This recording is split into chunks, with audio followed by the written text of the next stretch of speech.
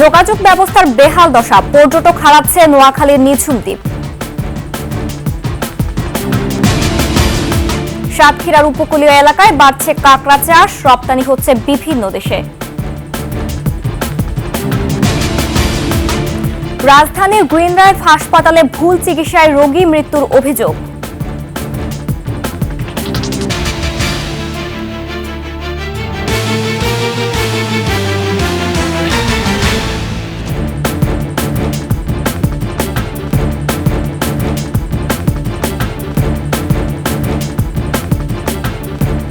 শুনছিলেন সংবাদ শিরোনাম। আমন্ত্রণ সকালের 21 সংবাদে, সাথে আছি আমি জান্নাতুল বুশরা।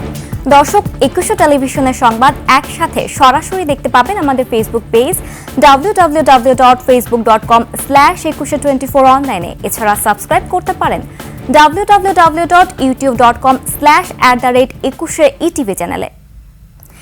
নাজুক যোগাযোগ ব্যবস্থার কারণে পর্যটক হারাচ্ছে নোয়াখালী প্রধান পর্যটন কেন্দ্র নিঝুম দ্বীপ। 11 কিলোমিটার প্রধান সড়কটির 90% খানাখন্দে ভরা। সড়কের 8টি কালভার্ট ভেঙে গেছে, জরাজীর্ণ আরও 4টি কালভার্ট। নোয়াখালী প্রতিনিধির তথ্য ও ছবিতে ডেস্ক রিপোর্ট। বঙ্গোপসাগরের বুকে মেঘনার মোহনায় নিঝুম দ্বীপ। এ দ্বীপে বীজ, বনায়ন আর চিত্রাহরিণ প্রকৃতিপ্রেমী মানুষের মন কেড়ে নিত। প্রতি বছর নভেম্বর থেকে জানুয়ারি পর্যন্ত 3 মাস হাজার হাজার পর্যটকের পদচারণায় মুখরিত থাকত এ দ্বীপ। তবে গত কয়েক বছরে কমতে শুরু করেছে পর্যটক। যদি যোগাযোগ ব্যবস্থাটা উন্নত করা যায় তাহলে আমার মনে হয় যেন অনেকেই আসবে এখানে। গভর্নমেন্টের এগুলোর দিকে আরো নজরদারি করে আরো ঠিক করা উচিত। এই এলাকা নিয়ে আরো মার্কেটিং করা উচিত আমাদের। দ্বীপে চলাচলের একমাত্র বাহন মোটরসাইকেল। চলাচল করে হাতে গোনা কয়েকটি সিএনজি অটোরিকশা। মোক্তারিয়া ঘাট থেকে নামাবাজার বিচ পর্যন্ত 11 কিলোমিটার সড়কটি প্রায় চলাচলের অযোগ্য। ভেঙে গেছে 6টি কালভার্ট। আমরা ঘুরে ড্রাইভাররা 50 টাকা 100 টাকা করে কালেকশন করি। আমরা নিজেরাই এই ভাঙাটা বানছি। আমরা তো কষ্ট করি, যারা দেখতে হয় এরা কষ্ট করে। স্থানীয়রা বলছেন সড়কটি নির্মাণের 2-3 বছর যেতে না যেতেই খানাখন্দে ভরে গেছে। এই সড়ক দিয়ে যাতায়াতে চালক, স্থানীয় যাত্রী ও পর্যটকদের দুর্ভোগের শেষ নেই। রাস্তাঘাট যা করছে সব বাকি সেরে গেছে, মনে করেন পর্যটক অনেক দিন দিন আস্তে আস্তে কমে যেতেছে। এলজিইডি বলছে নতুন প্রকল্পের আওতায় সড়ক মেরামত করা হবে। পর্যটকদের জন্য হবে বিশ্রামাগার। নিঝুম দ্বীপকে ডেভেলপ করার জন্য কিছু উন্নয়ন প্রকল্প আমরা হাতে নিয়েছি। বিশেষ করে জানেন যে ওখানে পর্যটনের জন্য রাস্তাঘাট এবং কিছু পার্কিংয়ের ব্যবস্থার জন্য আমরা কিছু কার্যক্রম হাতে নিয়েছি এবং এগুলি অতি দ্রুতই আমাদের কাছে ওয়ার্ল্ড ব্যাংক ভিজিট করে গেছে। আমরা যে কোনো সময় আমরা এই টেন্ডার হয়তো চলে যাবো। পর্যটক ও দ্বীপের মানুষের নিরাপদ যাতায়াত নিশ্চিতে প্রধান সড়ক সহ সংযোগ সড়কগুলো সংস্কারের দাবি ভুক্তভোগীদের। Masuma Lisa, desk report, 21 television. সাতক্ষীরার উপকূলীয় এলাকায় বাড়ছে বাণিজ্যিকভাবে কাঁকড়া চাষ। প্রতি বছরই নতুন নতুন জমি আসছে কাঁকড়া চাষের আওতায়। উৎপাদিত কাঁকড়া রপ্তানি করে বিশ্বের নানা দেশে আয় করছে অনেক টাকা। 2022-23 অর্থ বছরে কাঁকড়া রপ্তানি করে সাতক্ষীরার চাষিরা আয় করেছেন প্রায় $87 লাখ। সাতক্ষীরা প্রতিনিধি মনিরুল ইসলামের মনির তথ্যচিত্রে ডেস্ক রিপোর্ট। উপকূলীয় জেলা সাতক্ষীরায় একসময় প্রচুর বাগদা চিংড়ি চাষ হতো। তবে প্রাকৃতিক দুর্যোগ সহ রোগবালাইয়ে ক্ষতির মুখে পড়ায় এখন বাগদা ছেড়ে স্বল্প বিনিয়োগের বেশি লাভের কাঁকড়া চাষে ঝুঁকছেন চাষিরা। লোনা পানিতে প্রতি বছরই বাড়ছে কাঁকড়া চাষ। গত বছরে 1500 টাকা আমার 2 লক্ষ টাকা মতন খরচ হয়েছিল কার্যক্রম শেষ করার পরে। তাতে আমরা 2 লক্ষ টাকা কেনা বেচা করেছিলাম। কাঁকড়া মনে করেন যে একে অপরকে আক্রমণ করতে পারে না বা কাঁকড়াটা সুস্থ বা সবল থাকে, এতে নিজেদেরও ধরতে সুবিধা হয়। সাতক্ষীরা মৎস্য অধিদপ্তরের তথ্য মতে এ জেলায় বাণিজ্যিকভাবে কাঁকড়া চাষ হচ্ছে 2014 সাল থেকে। উৎপাদিত কাঁকড়া রপ্তানি হচ্ছে বিশ্বের নানা দেশে। এর মধ্যে 2019-20 অর্থ বছরে রপ্তানি হয়েছে 567 টন, 2020-21 অর্থ বছরে 518, 21-22 অর্থ বছরে 802 এবং 2022-23 অর্থ বছরে রপ্তানি হয় 622 টন কাঁকড়া। ছোটখাটো ব্যবসা করি অল্প কিছু বক্স নিয়ে, আর এতে আমি খুব ভালো পাইছি। এখান থেকে অনেক মানুষ এটার উপর থেকে তাদের জীবিকা নির্বাহ করতেছে। কাঁকড়ার পোনার জন্য সুন্দরবনের উপর নির্ভরশীলতা কমিয়ে বিকল্প উপায়ে পোনা সরবরাহের দাবি চাষিদের। মূলত এই চাষটা আমরা সংগ্রহ করি কাঁকড়াটুকু এই সামনে যে ঘর আছে কাঁকড়ার ঘর, ওখান থেকে সংগ্রহ করি কিংবা নদীর থেকে সংগ্রহ করি। কাঁকড়ার চাষ যেন আরও বাড়ানো যায় সে বিষয়ে সহযোগিতা নিয়ে পাশে থাকার আশ্বাস জেলা মৎস্য বিভাগের। সময়ের ভিতরে খুব বেশি লাভ করার জন্য একটা খুবই দারুণ একটা ফসল আমরা মনে করি এবং আমরা এই জন্য কাঁকড়া চাষিদেরকে আগ্রহী করে তোলার জন্য আমরা বিভিন্ন ধরনের পরামর্শ দিচ্ছি। উপকূলীয় এলাকায় কাঁকড়া চাষ ভূমিকা রাখছে অর্থনীতিতে, বাড়ছে কর্মসংস্থানও। খুরশিদ আলম মুকুল, ডেস্ক রিপোর্ট, 21 টেলিভিশন। রাজধানীর ধানমন্ডির গ্রিন লাইফ হাসপাতালে ভুল চিকিৎসায় মোশাররফ হোসেন নামের একজনের মৃত্যু হয়েছে। ডাক্তারের অবহেলার কারণে রোগীর মৃত্যু হয়েছে বলে দাবি করছেন স্বজনরা। মোশাররফ হোসেন দীর্ঘদিন হার্টের সমস্যায় ভুগছিলেন। গত 18 তারিখে হার্টের সমস্যা নিয়ে তিনি ওই হাসপাতালে ভর্তি হন। এক পর্যায়ে 3,50,000 টাকায় হার্ট অপারেশনের জন্য রাজি হন ডাক্তার মঞ্জুরুল আলম, কিন্তু অপারেশন করেন তার সহযোগীরা। পরবর্তীতে মৃত্যুর বিষয়টি ধামাচাপা দেওয়ার চেষ্টাও চালান মঞ্জুরুল আলম। এদিকে অভিযোগ পেলে তদন্ত করার ব্যবস্থা নিবে বলে জানিয়েছেন পুলিশ।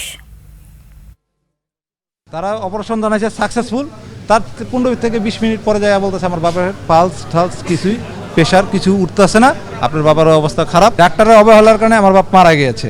আর মেন কথা হলো ডাক্তার যখন বুঝতে পারছে ডাক্তার এখানে ভুল হয়েছে, ডাক্তার আমার ছোট বোনটাকে কনভিন্স করার চেষ্টা করেছে। ওনাদের যদি এই ব্যাপারে এই মৃত্যুর ব্যাপারে কোনো অভিযোগ থাকে, সেই অভিযোগ যদি ওনারা দেয় আমরা লফুল অ্যাকশনে যাব। কর্তৃপক্ষের সাথে আমরা তো আসলে কথা বলতে পারি নাই, এখন পর্যন্ত সেই রকম কোনো কর্তৃপক্ষ আমি পাই না আমি যার সাথে কথা বলার মতো।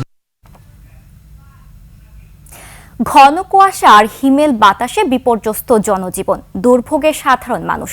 বেশি কষ্টে আছেন ছিন্নমূল ও দিনমজুররা। এই মুহূর্তে শীতের খবর জানতে সরাসরি চলে যাচ্ছি বাগেরহাট প্রতিনিধি মইনুল ইসলামের কাছে।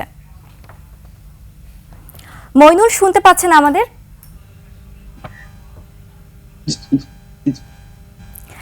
মইনুল, আপনার এলাকার শীত ও আবহাওয়ার খবর আমাদের বিস্তারিত জানান। বর্ষা একটু আপনাকে বলে রাখি, বঙ্গোপসাগরের নিম্নচাপে প্রভাবে গুড়ি গুড়ি বৃষ্টি মধ্যরাতে থেমে গেলেও শীতের প্রভাব বেড়েছে জেলা জুড়ে।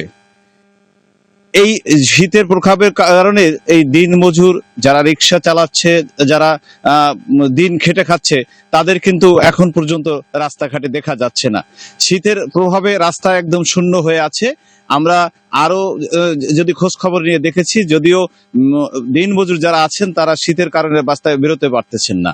আরো আপনাকে বলে রাখি, আমরা কথা বলেছিলাম কৃষি উপপরিচালক শঙ্কর মজুমদারের সাথে। তিনি বলেছেন যে এই গুড়ি গুড়ি বৃষ্টিতে কৃষির কোনো ক্ষতি হবে না, যদিও কিন্তু ধান ম্যাক্সিমাম ধানই কৃষকের ঘরে উঠে গেছে।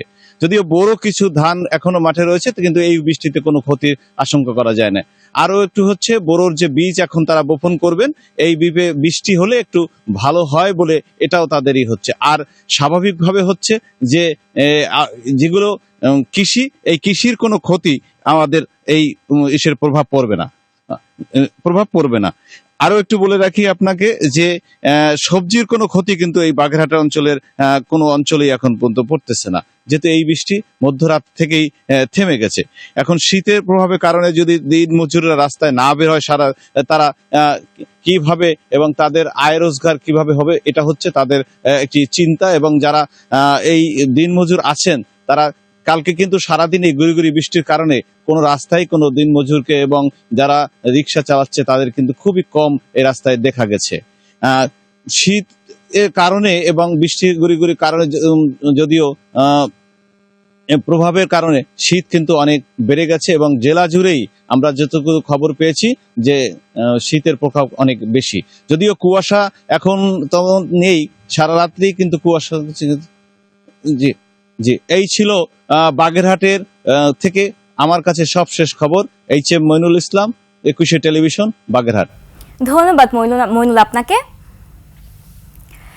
দর্শক, আমরা এতক্ষণ ছিলাম বাগেরহাটে আমাদের সহকর্মী মইনুল ইসলামের কাছে। আমরা চলে যাচ্ছি পরবর্তী সংবাদে। ব্রিটেনে আবাসন সংকট বাংলাদেশের নির্মাণ শ্রমিকদের জন্য সুখবর বয়ে এনেছে। দেশটির বাড়ি ভাড়া অনেকের মাসিক আয়ের সমান বা দ্বিগুণ। এমন পরিস্থিতিতে নাগরিকদের জন্য 18 লাখ নতুন বাড়ি নির্মাণের ঘোষণা দিয়েছে ব্রিটেন সরকার। এতে দেশটিতে বাংলাদেশি শ্রমিকের নতুন বাজার সৃষ্টির সম্ভাবনা তৈরি হয়েছে। লন্ডন থেকে শাহিদ শফিকের পাঠানো তথ্য ও ছবিতে সিরাত আল মুস্তাকিমের রিপোর্ট। সংকটের কারণে ব্রিটিশ প্রধানমন্ত্রী স্যার কেয়ার স্টারমার 2029 সালের মধ্যে 18 লাখ নতুন বাড়ি নির্মাণের প্রতিশ্রুতি দিয়েছিলেন। বাড়ি তৈরি করতে শ্রমিক ঘাটতি পূরণে সরকারকে ব্রিটেনের বাইরে থেকেই নির্মাণ শ্রমিক আনতে হবে। আর নির্মাণ কাজে বাংলাদেশি কয়েক হাজার কর্মীর নতুন করে কর্মসংস্থানের সুযোগ সৃষ্টি হবে বলে মনে করছেন ব্রিটেনের Bangladeshi community. Government to government এটার এই ক্ষেত্রে কোনো সুযোগ নেওয়ার সম্ভাবনা থাকে, সেটা যদি করা সম্ভব হয় তাহলে এটা একটা অপার সম্ভাবনা দ্বার আমাদের অর্থনীতির জন্য, আমাদের জাতির জন্য হতে পারে। ভিসা নীতি যখন শিথিল হবে তখন এটাকে দালাল মুক্ত রেখে একটা ক্রেডিবল যে থাকে, যে গভর্নমেন্ট টু গভর্নমেন্ট হলে সেই ক্ষেত্রে সবসময় একটা ক্রেডিবিলিটির ব্যাপার থাকে। শ্রমিকদের জন্য অভিবাসন আইনও শিথিলের সুপারিশ করা হয়েছে। ব্রিটিশ সরকার যদি সঠিক ও অভিজ্ঞদের সুযোগ করে দেওয়ার উদ্যোগ নেয় এবং ভিসা নিয়ে দালালদের দৌরত্ব বন্ধ করতে পারে, তবে এটি তাদের জন্য মঙ্গলজনক হবে বলে মন্তব্য করেন প্রবাসী বাংলাদেশিরা। আবাসন ব্যবস্থার সংকট খুবই মারাত্মক আকার ধারণ করছে। যদি আবাসন প্রকল্প কাজ শুরু হয়, এখানে অনেক বাঙালি শ্রমিক সহ অনেক নির্মাণ শ্রমিকরাও কাজের সুযোগ পাবে। আমাদের বাংলাদেশের যে এক বিশাল জনশক্তি রয়েছে, ওরা যদি বর্তমান অন্তর্বর্তীকালীন সরকার যদি প্রপার ব্যবস্থাপনার মাধ্যমে এই জনশক্তিকে ব্রিটেনে পাঠানোর ব্যবস্থা করে, তাহলে আমাদের দেশের রেমিটেন্সের জন্য এক নতুন সম্ভাবনা উন্মোচন হবে। প্রশিক্ষণের মাধ্যমে দক্ষ শ্রমিক গড়ে তুলে সরকারি ব্যবস্থাপনায় বাংলাদেশ থেকে ব্রিটেনে শ্রমিক পাঠানোর উদ্যোগ নেওয়া হলে দেশের অর্থনীতির চাকা আরও গতিশীল হবে বলে মনে করেন সংশ্লিষ্টরা। সিরাত আল মুস্তাকিম, 21 টেলিভিশন, ঢাকা। নরসিংদীতে হুমায়ুন কবির নামে এক ছাত্রদল কর্মীকে হত্যা করেছে দুর্বৃত্তরা। গতরাতে সদর উপজেলা 5 দোনায় এই ঘটনা ঘটে। হুমায়ুন মেহেরপাড়া ইউনিয়নের ছাত্রদলের সদস্য ছিলেন। নিহত স্বজন ও স্থানীয়রা জানায়, ব্যাডমিন্টন খেলার সময় দুজন হুমায়ুনকে ডেকে নিয়ে বুকে ও মাথায় গুলি করে পালিয়ে যায়। পরে তাকে নরসিংদী সদর হাসপাতালে নেওয়া হলে চিকিৎসক মৃত ঘোষণা করেন। পুলিশ জানায়, পূর্বশত্রুতার জেরেই তাকে হত্যা করা হয়েছে। হুমায়ুনের বিরুদ্ধে মাদক সহ বিভিন্ন অভিযোগে বেশ কয়েকটি মামলা রয়েছে। হত্যাকারীদের গ্রেফতারে মাঠে নেমেছে পুলিশ। শেষ করছি সকালের 21 সংবাদ। যাবার আগে সংবাদ শিরোনামগুলো আরও একবার। যোগাযোগ ব্যবস্থার বেহাল দশা, পর্যটক হারাচ্ছে নোয়াখালীর নিঝুম দ্বীপ। সাতক্ষীরার উপকূলীয় এলাকায় বাড়ছে কাঁকড়া চাষ, রপ্তানি হচ্ছে বিভিন্ন দেশে। রাজধানীর গ্রিন লাইফ হাসপাতালে ভুল চিকিৎসায় রোগী মৃত্যুর অভিযোগ।